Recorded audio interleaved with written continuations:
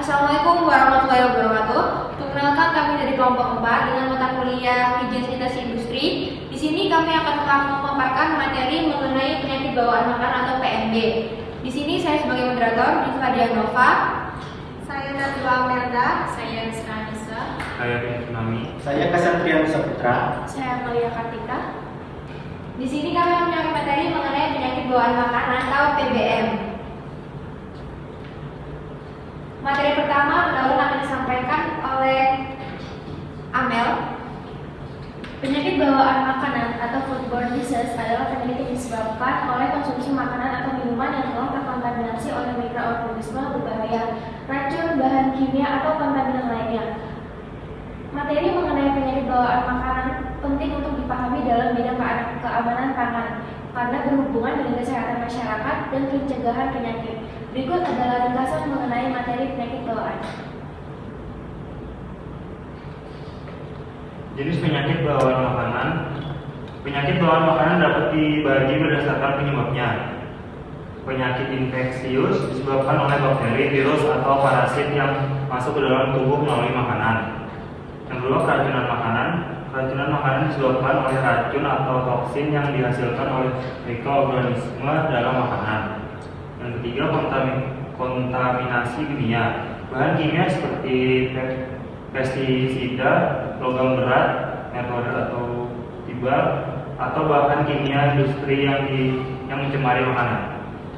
Sumber kontaminasi makanan. Kontaminasi makanan dapat berasal dari berbagai sumber. Bahan baku yang terkontaminasi misalnya daging mentah yang tercemar bakteri atau sayuran yang terkontaminasi air kotor, peralatan dan permukaan yang kotor, permukaan meja, alat masak, atau tangan yang tidak bersih bisa menjadi sumber penyebaran mikroorganisme. Penyimpanan yang tidak tepat, makanan yang disimpan pada suhu yang tidak tepat di atas 5 derajat Celcius dan di bawah 60 derajat Celcius dapat mendukung pertumbuhan bakteri. Proses pengolahan yang salah. Makanan yang tidak dimasak dengan suhu yang cukup tinggi dapat meninggalkan bakteri atau parasit yang tidak terbunuh. Kontaminasi silam. Kontaminasi makanan siap saji oleh bahan mentah melalui peralatan, piring, atau tangan yang tidak bersih.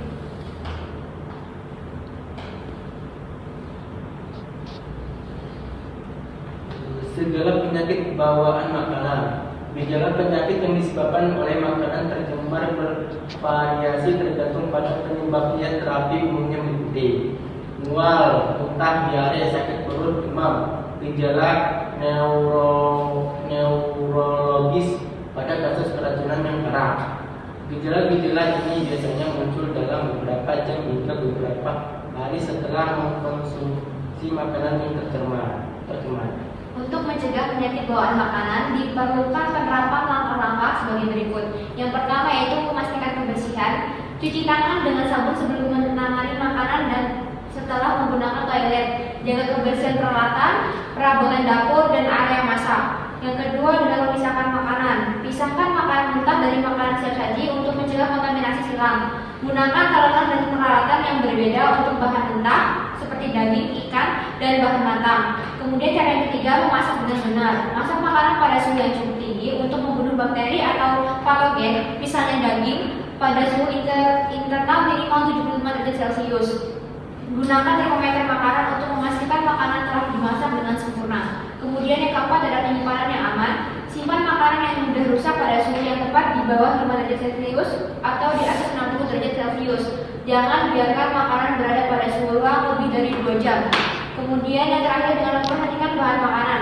Pilih bahan yang cukup tinggi untuk membunuh bakteri atau patogen, misalnya daging, pada suhu internal minimal 75 derajat Celcius. Gunakan termometer makanan untuk memastikan makanan telah dimasak dengan sempurna. Kemudian yang keempat adalah penyimpanan yang aman. Simpan makanan yang mudah rusak pada suhu yang tepat di bawah 5 derajat Celcius atau di atas 60 derajat Celcius. Jangan biarkan makanan berada pada suhu ruang lebih dari 2 jam. Kemudian yang terakhir dengan memperhatikan bahan makanan. Pilih bahan makanan yang segar dan pastikan untuk selalu memeriksa tanggal kadaluarsa pada produk makanan.